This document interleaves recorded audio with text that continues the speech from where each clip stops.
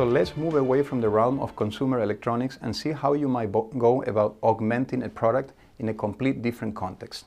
Let's take the case, for example, of a restaurant, and in particular, the case of El Bulli. For those of you that do not know El Bulli was the restaurant voted the best top restaurant in the world for 5 years by top connoisseurs and chefs, international chefs that vote for this particular prize.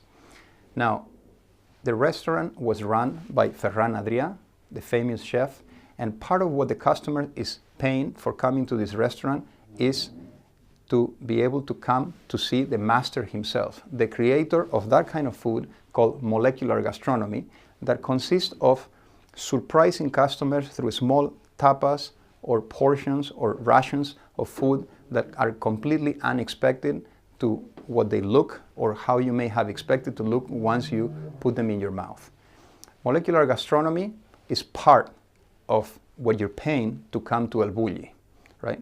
What else is part of the service? What are you actually buying, and why will you be paying anywhere from 300 to 400 euros to sit at this table? If you're lucky, because the restaurant had over 1.5 million reservation attempts at its peak the year before it closed down a few years back. Part of what you come is also the experience of seeing the kitchen, where a bunch of professionals, in fact there were so many of them that were in fact more than the people actually sitting down to eat at the restaurant, are working and preparing your next phenomenal dishes. To see them work and work almost with the discipline of a military regime was another part of the experience, and it's part of what you come over here. But in addition is where the restaurant is placed. It is located in a remote village up in the north of Spain, in the north of Catalonia, called Roses. Roses is a phenomenal beach, as you can see in the picture, very close to the French border. So part of what you're really paying for is to be able to come over here for a weekend. There is no easy access to the restaurant, so people have to come and most likely spend the night in a hotel after they have enjoyed their 5 to 6 hour dinner experience.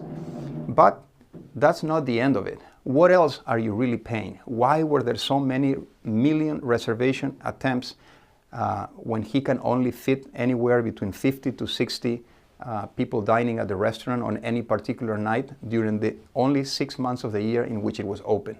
Well, part was to meet the master himself, Ferran Adrià, known as the father of molecular gastronomy and the most famous chef in the world until today. That is also part of how you might go about augmenting the experience. And obviously the scarcity of a table at the restaurant makes it particularly exhilarating to be able to get a seat over there. You can imagine when the value creation process begins and ends for this kind of experience. In this particular case, in the case of an experience, the actual value begins much before, if you manage to have gotten a table at the place, whereby you will be telling every one of your colleagues at the office that you'll be going to Roses and you have a table at El Bulli, and it will finish much afterwards through a recollection of the memories of some of the experiences that you have gone through.